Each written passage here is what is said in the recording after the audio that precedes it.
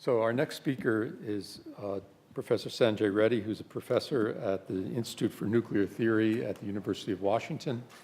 Sanjay came to us as a postdoc from Los Alamos in the year 2001, I think, and spent several years here working at the interface between QCD and astrophysics.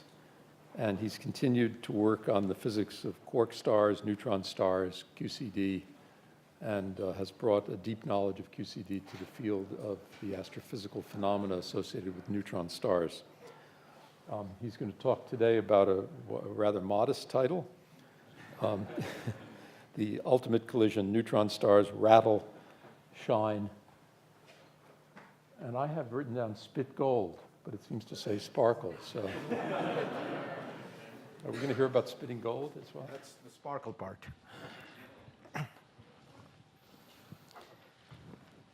Okay, so it's wonderful to be back here and tell you about an amazing event that occurred last year. The collision or the merger of two neutron stars made headline news.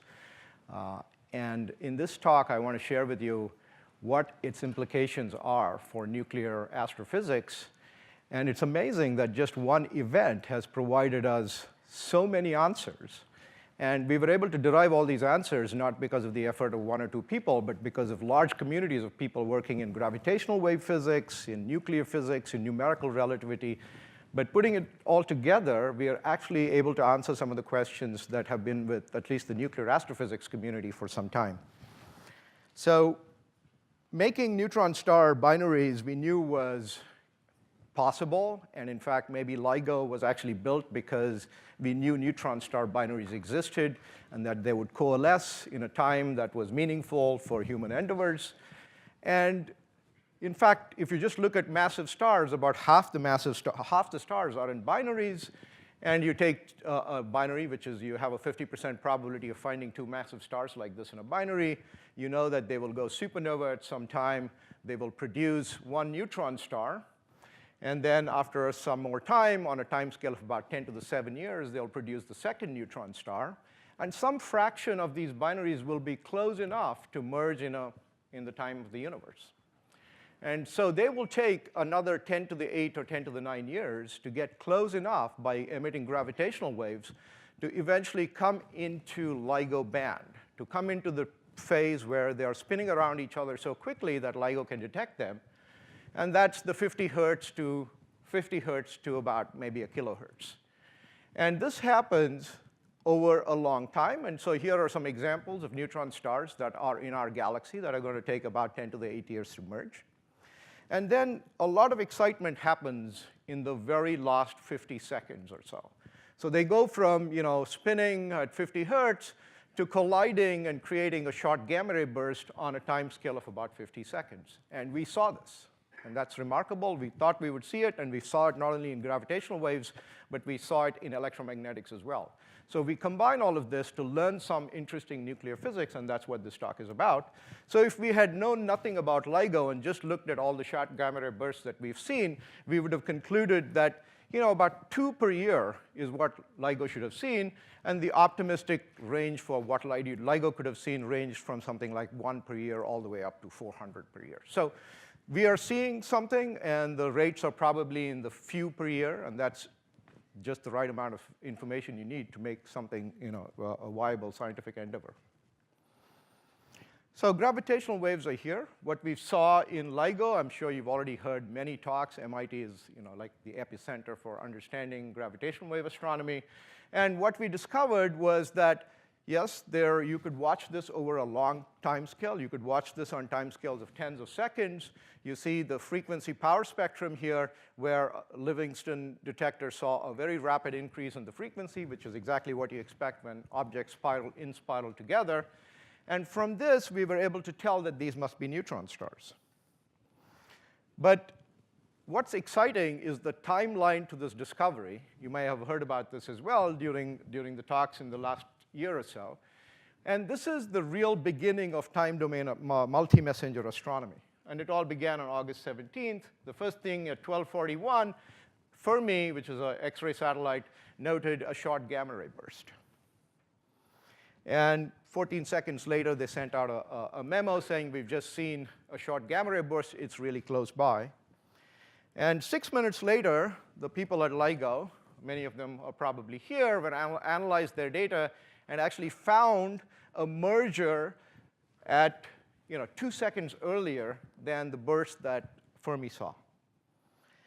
And 27 minutes later, they got their act together. They sent out a signal to all the astronomers to say that, go look for something in this region. And the fact that LIGO saw something, but Virgo didn't see something, helped them piece together which part of the sky the optical astronomers should go look. This is amazing. This is what multi-messenger astronomy is about. And they were able to isolate a fairly small patch of the sky for the optical astronomers to go look. And so they were able to look at, it's not an easy search, but they were able to look at a handful of galaxies and find something that looked really interesting. And they found on August 17th, the day where the detection was seen both in gamma rays and in gravitational waves, a blue glow in one of the galaxies called NGC 4993, which is about 40 megaparsecs away. And then the optical astronomers followed this for a few days later, and they saw that glowing red. So it turns out all of this information, just going from blue to red, has important implications for nuclear astrophysics. So taken together, this is an interesting story. So LIGO detects a neutron star merger. It can even tell you what the angle of this orbit was compared to the Earth. And it was pretty face-on. It was about 28 degrees. So you see the neutron stars coming together. You can see how fast they're getting closer to each other. They merge at 0 seconds. 2 seconds later, you have a gamma ray burst.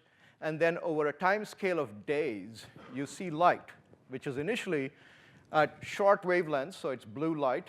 And then it turns to longer wavelengths as a function of time and becomes red. So these observations helped answer a very important question that's been around nuclear astrophysics for a long time. In fact, in the late 50s, people had realized that you could make material up to iron using stars, but making the heavier elements with, say, neutron number 50, neutron number 82, neutron number 126, elements like gold, platinum, uranium, we didn't quite know where it could be made. People thought it could be made in supernova for a long time, and people then started speculating maybe it could be made in neutron star mergers. But this one single event seems to indicate about 0.06 solar masses of these heavy material is made in a single neutron star merger event. So all of this stuff that you can already go look up Wikipedia. Within a year, they've updated our understanding of where elements come from. And you can see that now it's claimed in Wikipedia that almost all of these elements that appear in purple come from a neutron star merger. Okay. So how did we go from that observation to this insight? To understand that, we have to understand what it is that we've kind of ripped apart in this collision. You've got to think about a neutron star, and you've got to take 0.03 solar masses from each of these two neutron stars and just eject it into the universe to make the heavy elements. So we know a lot about neutron stars, especially the outer regions. And there are mysteries associated with the highest densities inside the neutron star. But we do know that the exterior of the neutron star looks like stuff we describe in nuclear physics. So the outer regions have nuclei. If you look at this plot here, you start with stuff that looks very familiar, iron. But very quickly, as you get into the neutron star, this is the depth in kilometers, you start making nuclei very neutron-rich. And already at a few hundred meters, you start getting exotic stuff where neutrons begin to drip out of nuclei and form a superfluid neutron gas. So in the outer regions of the neutron star, there's already a lot of neutrons available. And the neutron richness in this outer regions is about 90%. So if you rip apart 0.03 solar masses of this material, you're really ripping apart the entire crust of the neutron star. So you're expelling about material that's 90% neutron rich, initially starts out as a neutron superfluid in most of the regions, and you're just going to shove it into the universe. So this is all the stuff that eventually makes up the gold and the platinum that comes out of the neutron star. And it's just amusing to think about this, pause and think that if you think about a gold nucleus, it's got 79 protons and 118 neutrons. they were all once just neutrons, and they were most likely superfluid, and they spent 10 to the 8 years in a neutron star. I mean, just thinking about it boggles the mind. Now, how does this actually happen? And so we start working on starting from a description of a neutron star. There's a lot of nuclear physics that goes into it. Then you hand it off to people doing numerical relativity.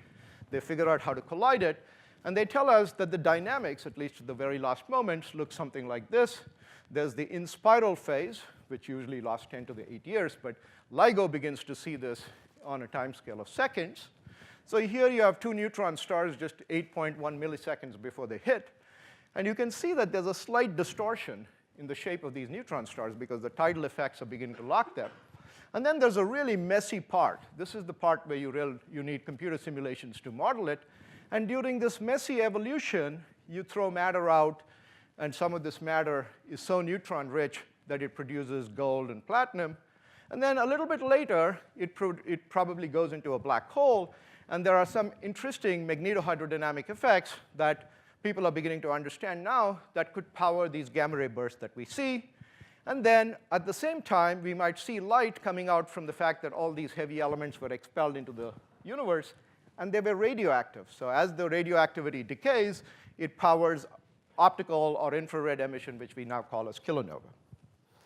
So all of this depends on nuclear physics of neutron stars. We need to know how big the neutron star is to understand these phenomena. And the most important ingredient to understanding how big a neutron star is the equation of state, which is just a relationship between pressure and energy density. This is, again, a topic that people have worked on for decades. And we now think that the equation of state of nuclear matter can be described perhaps up to 2 times the density we find inside a nucleus. We have the tools to calculate. And beyond those densities, there's lots of interesting possibilities: quark matter, exotic states like color superconductivity. And these are really well-motivated speculations, but we don't have tools to calculate it. So in the region where we can calculate, we can describe the neutron star. You start with, density increases. At some point, the electrons come out of atoms, become relativistic. And at a higher density, the neutrons come out of nuclei, and they start dripping and forming a superfluid. And so we can describe all of this, and we can ask ourselves, if I wanted to know what the pressure was at a certain density, how well can I do at, say, 10 to the 14 grams? And the answer is pretty well, because we understand neutron matter at very low densities. We understand electron gas at very low densities, so we can do well. You can ask, how do we do, say, at nuclear density? Now things get a little bit complicated. We don't quite have the right tools to calculate nuclear interactions at that density. There are uncertainties. And so we can do this well. We can calculate the pressure. We think it's about 2.5 MeV plus or minus 1 MeV. And then we can go a little bit further and say, well, here is when we begin to really lose control on our calculations, but we can still provide a meaningful error bar. And I'll come back to mention why that is the case. And here we say that the pressure is 13 MeV plus or minus 5 MeV. Not very good, but it'll turn out to be useful enough to describe neutron stars. So there are also interesting upper limits. Because the speed of sound has always got to be less than the speed of light, you cannot have a pressure that's larger than that straight line shown there. So you have an upper bound, even in the regions where we don't know what matter is made of. And we also can ask ourselves, if I calculate the radius of a neutron star, what will the matter properties be that will dominate the radius of a neutron star? And it turns out it is precisely in this region between 10 to the 14 and a few times 10 to the 14 grams that the neutron star radius is set. You can ask yourself, what is the maximum mass of a neutron star? That's the mass beyond which it goes into a black hole. We don't have tools to calculate that, because that seems to depend on the properties of matter at densities that are beyond where we can calculate. So if you want to know the radius, yes, we have the tools to make reliable predictions for the radius, but we don't have currently the tools to make reliable predictions for the maximum mass. However, you can ask, maybe there's a first-order phase transition. When you go up and you can have quark matter, and instead of the pressure increasing rapidly, it flattens out. But we can already exclude such very strong first-order phase transitions, because we have seen a neutron star that's as massive as 2 solar masses. So if you want to make a massive neutron star, the pressure has to be very high at high density. So the fact that you need a 2 solar mass neutron star gives you a lower bound on the pressure. So even though there is a large region we cannot calculate, just these observations of a 2 solar mass neutron star and causality gives you a boundary, both an upper boundary and a lower boundary, to describe even those regions of the neutron stars, which we cannot theoretically describe. So what all of this means is that now we can say something of the mass and radius of the neutron stars using the knowledge up to about twice nuclear density. And so this plot here shows the mass and radius that we currently predict using our theories, assuming that what happens beyond twice nuclear density is parametrized in such a way to explore all possibilities given by those upper and lower boundaries. So if we just use all the information up to 5 times 10 to the 14, we see that the radius of a neutron star is between 10 to 12 kilometers, and the maximum mass is between 2 and 2.5 solar masses. If you're conservative and you say, well, I don't want to extend our theories all the way up to 5 times, but I want to stop at 2, then your predictions are weaker. You go from about 9.5 to 14 kilometers. And you say that the maximum mass is between 2 and 3 solar masses. So why is the size of the neutron star important for gravitational waves? It's because the gravitational wave signal is entirely determined by just the masses when the particles are far apart. So it's just 2 quadrupole fluctuations. And this is what makes it possible for LIGO to see it. But as they get closer, at some point, the late in spiral, the radius of the objects becomes comparable to the radius of separation. At this moment, the tidal deformations of the neutron stars begin to affect the orbital evolution. So the amount by which you can change the star by applying a tidal field is called the quadrupole polarizability of the neutron star. So it's an intrinsic property of the neutron star.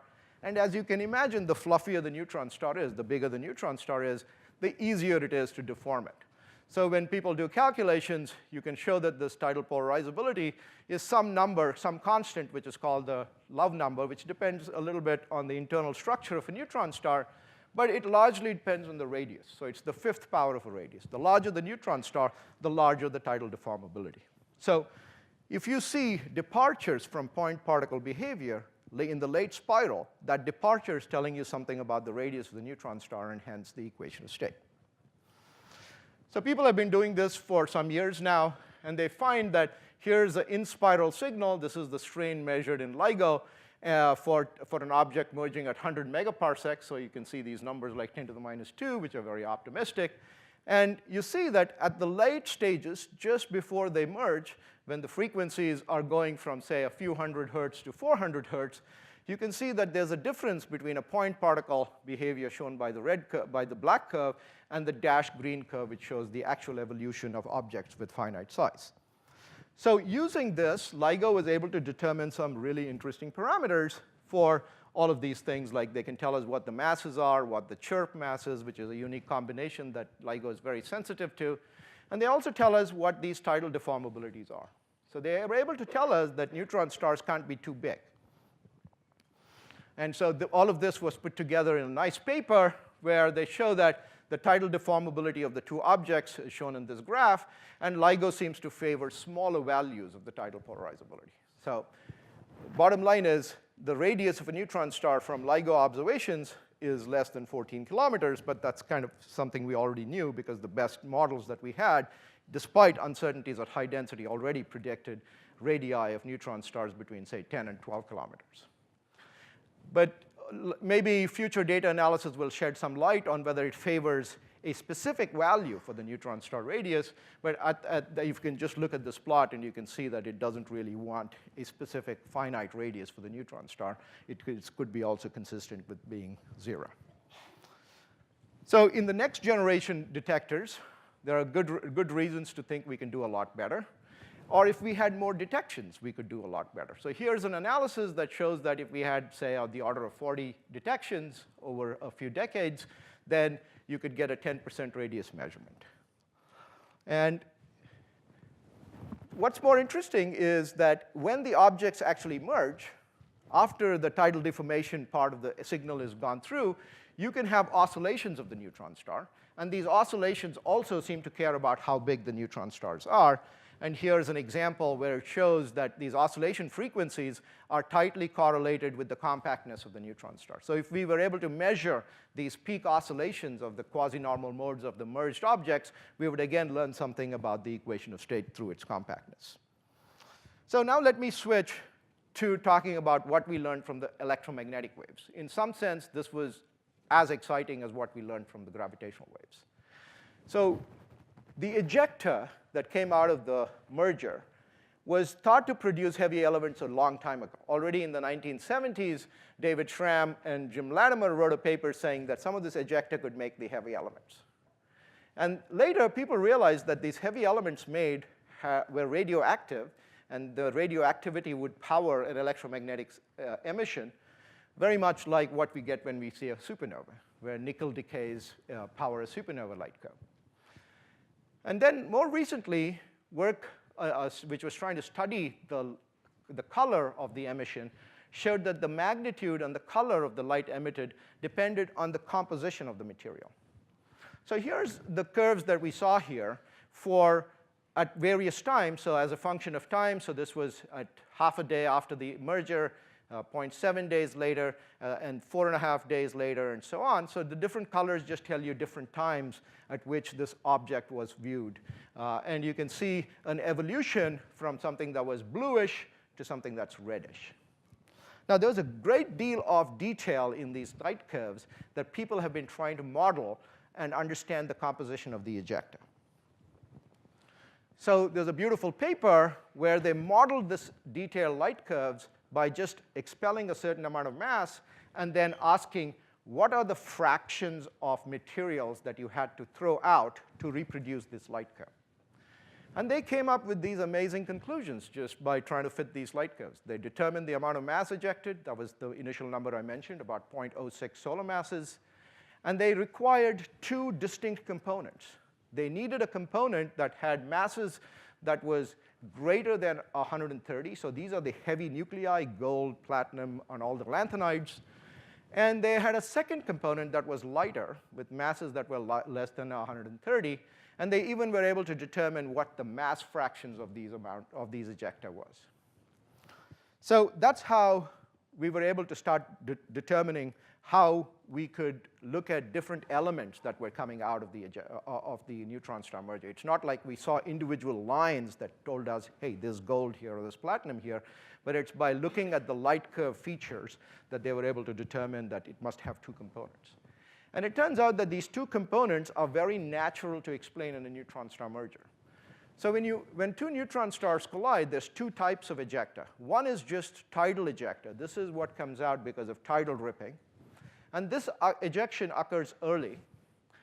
And this is basically you're throwing out pristine neutron star material. And pristine neutron star material has a very large neutron excess. You have more than 80% neutrons. And the second kind of material that comes out is the material that is shocked. And the shocked ejecta is very much like the ejection you get in a supernova. And in this case, the neutron richness is not as high. It's between 60 and 80%.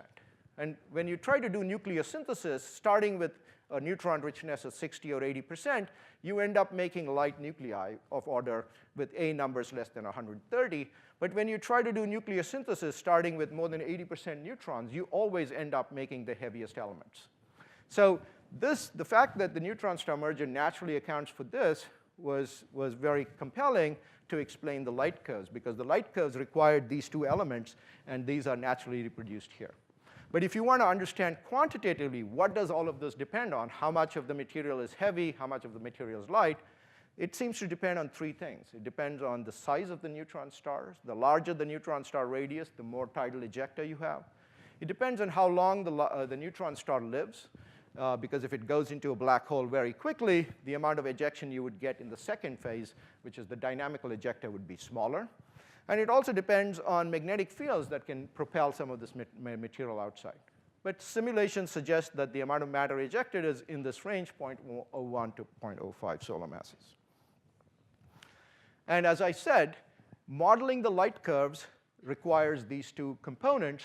The blue component comes out because light from the radioactive decays goes through material that looks like iron. And this has an opacity of 1 centimeter per squared per gram. So this is not very opaque to the light coming out. So it comes out as blue light. And the second type of light has to go through materials that are heavy and these are the lanthanides, and they have an opacity that's 10 times larger, and that's why they come out later, and that's why they come out looking red.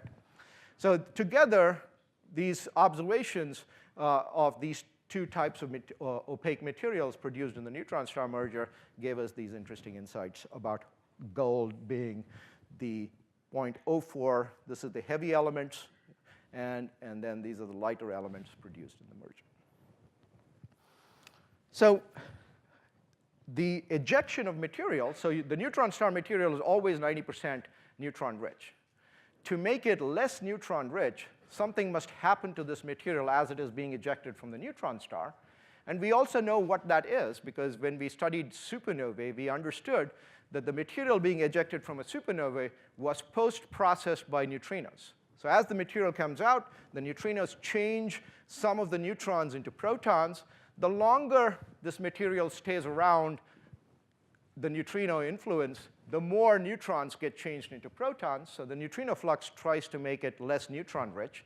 So all the material that makes the light heavy elements are being done by the fact that they were exposed to neutrinos for some period of time, and the ones that escape without actually being interacted by neutrinos are the ones that make the heaviest elements. So again, it seems to depend very critically on the amount of neutrinos that come out of the neutron star, and also on the lifetime and on the dynamics of the merged object. So this is an opportunity for us to build better models for neutron star mergers, because one of the topics that many people here were thinking about when I was a postdoc is the states of matter at the highest densities. And how does that influence something that can be potentially observed? And here's a phase diagram that many of us have seen often, where we want to understand the phases of QCD, and this is the temperature measured in mega electron volts. This is the density in grams per centimeter cube. And we know a lot about matter up to, say, 10 to the 14 grams because of laboratory experiments. And we know a lot about matter at high temperatures but low baryon densities, thanks to efforts in theory and experiments like the heavy ion experiments at Brookhaven. And neutron stars occupy a special region here. We think neutron stars explore this entire region. But now that we have observables that are sensitive to what happens when two objects merge, you explore even higher densities and higher temperatures, and we may be able to learn something about this entire region if we can connect the dynamics of the merged object to the electromagnetic signals and the post-merger gravitational wave signatures that the next generation gravitational wave detectors will say. So let me conclude then by just sharing some important conclusions and outlook. We now know that we can measure gravitational waves from neutron star mergers, and they're already shedding some light about the structure of neutron stars. It's exciting that the electromagnetic signatures of this object are telling us something about this really hot and very dense, even denser than a typical neutron star object called a hypermassive neutron star that's created. And understanding it quantitatively will probably probe the kind of physics many people here are interested in, which is the physics of extreme matter. And things like the equation of state, weak interactions, transport, a whole plethora of physical phenomena that occur at extreme density seem to play a role in the post-merger evolution. And these details are worth pursuing with multi-physics simulations, and there may be very interesting insights like the one we just understood about nucleosynthesis that might come from future events. Thank you.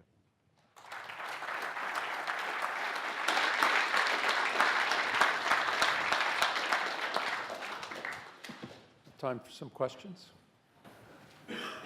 Susan? Yeah, I was hoping you could contrast the forecast you make, the ability to determine a neutron star radius for these neutron star mergers versus just assays of single neutron stars, gravitational web shifts and the like.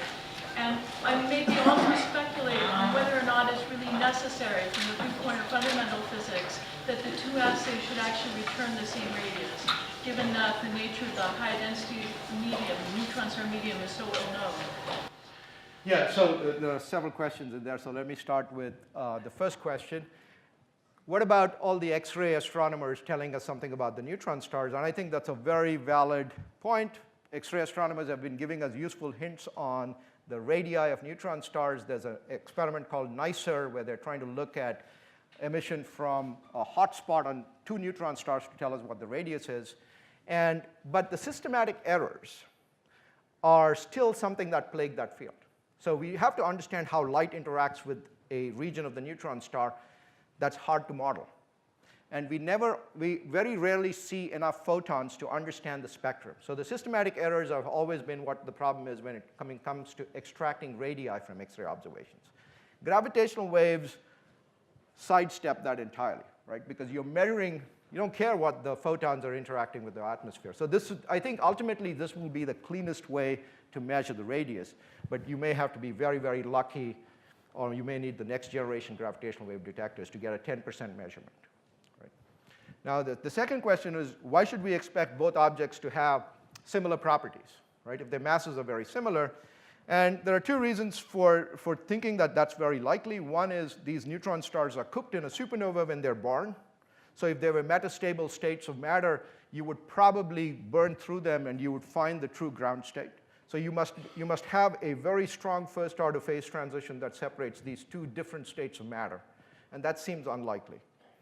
It's possible that there are more exotic scenarios involving dark matter in which one star might have dark matter and another one may not, which we can talk about. But within the QCD scenario, it's very difficult to cook up. It's possible, but contrived, to cook up models in which the 2 neutron stars with similar masses have different radii. Any questions? You showed this beautiful plot of analysis of the quarter-polar polarizability, where there was really no evidence of departure from the neutron stars acting like point masses, but at the same time you showed a time series where you pointed out that this looks different from behaving as 2-point masses. How do you reconcile those? Oh, that was the whole point. Maybe I didn't make that clear. So at early time in the in-spiral, a point particle description is adequate. You can't tell the difference. It's only when the radius of the orbit becomes comparable to the radius of the neutron star, that's above 100 hertz, that departure begins to occur. And it is precisely by trying to measure that departure in the signal that LIGO is able to extract some information about the polarizability. Right, but why couldn't you put lower limits on the radii then? Because the signal, as you can tell, the signal at the late times is not good enough. It's, they just don't have, they have too much noise in the signal to extract the last few cycles from the orbit, from the detection.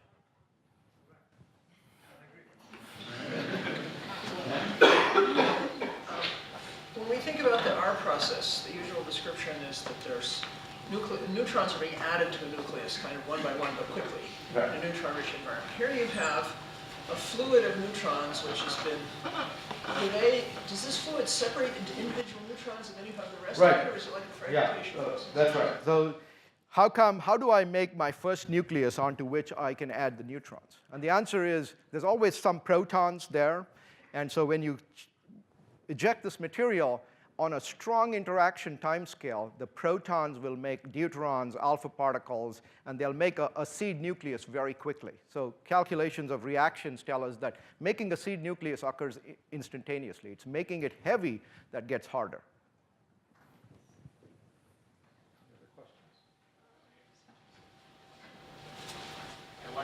Yes. Actually, it's a comment and a question.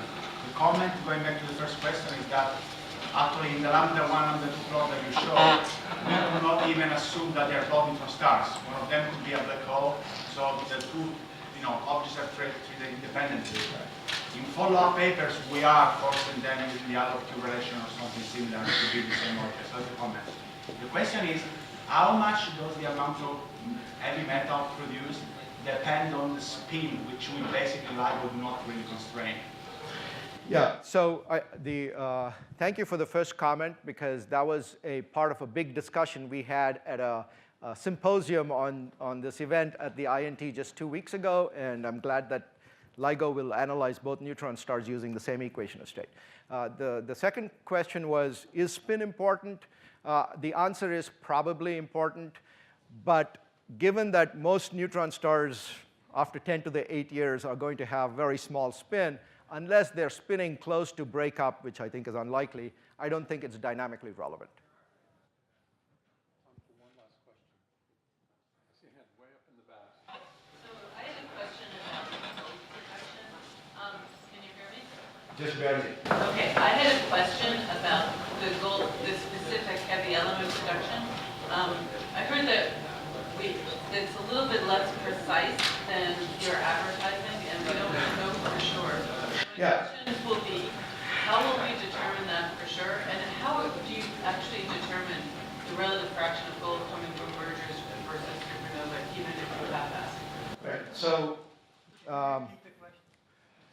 So she would like to know how precisely do we know a specific element like gold was produced in this event. And I should say that if I gave you the impression that we know gold was produced there, that was not accurate. What we know is that lanthanides were produced there. We know that material with high opacity was produced. If we want to actually say something about individual elements, then we have to go to stars and measure, what's happening in the stars. But we only have, there's a lot of theoretical bias that if you make a lot of gold like elements, you will also end up making all these heavier lanthanide elements. So I would say individual lines are unlikely to be visible from neutron star merger events. That would not be the place you'd go look for individual elements, simply because it's so dense. There are so many atoms there that are absorbing a lot of light. I think there was a second part to the question as to whether you can distinguish the fraction of heavy elements that are created in neutron star mergers versus supernova. That's right. Thank you. So there are a lot of people here. I think there's one person here, Anna Friebel. There is an effort to study the abundances of heavy elements in stars and look for heavy element abundances in things like dwarf galaxies to identify what the rate of production should be for various elements to be consistent with what we are seeing. So supernova occur very often. So there are certain abundances that are consistent with very constant production. And then there are other elements that seem to be consistent with very rare events that have a time scale that's similar to what we see in neutron star mergers. If Anna wants to add something to that, she should. The amount, it's the pattern. So we can identify our process elements in old stars in whatever environment, given their pattern. And from working all sorts of dynamics about where these stars formed, for example, in a small dwarf galaxy, we can infer that it must be a rare event. Come and see me in lunch break if you want more details. So let's thank Sanjay and all the speakers from this section. And next we have our second video of the day. This is the first of two videos made for us by Bill Latanzi. And these two videos that Bill has made are about physics that is happening today in the Center for Theoretical Physics.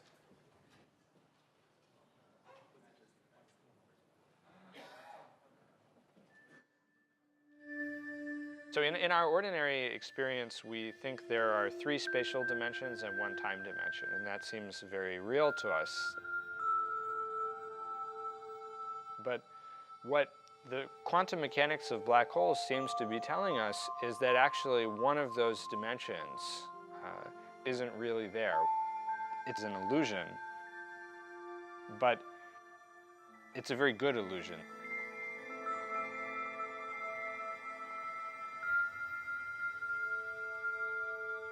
My name is Daniel Harlow.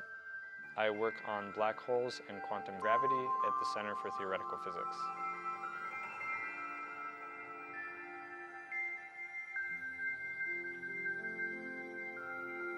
My name is Aram Harrow, and I'm in the Center for Theoretical Physics. My work is on quantum computing and quantum information. I'm a theorist, so I ask questions like, what would we do with a quantum computer if we had one? I'm not one of the people who tries to build a quantum computer. So I really like Daniel's work, and I've been following it from a distance with interest for some time. We haven't actually spent much time in the same place at the same time, and I'm really looking forward to talking to him a lot more in person, learning from him, and finding some way to contribute to the problems that he works on. There's a lot of crosstalk with other faculty at the CTP. And one amazing thing that's come out of Daniel's work on quantum gravity has been this connection with quantum error correcting codes.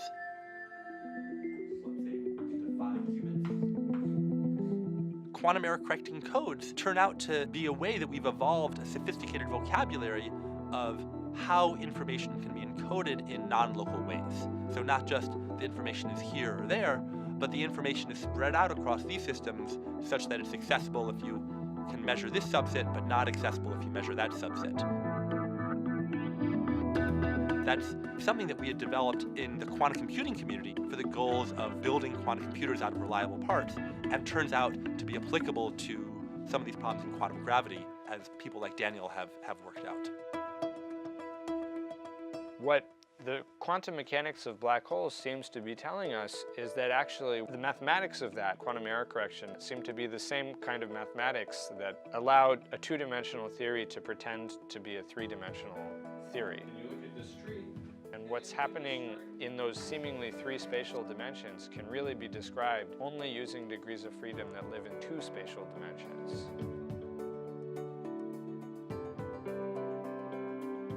The physical stuff is different. One is a quantum computer, and the other is quantum gravity with black holes, but the software that it's running is the same.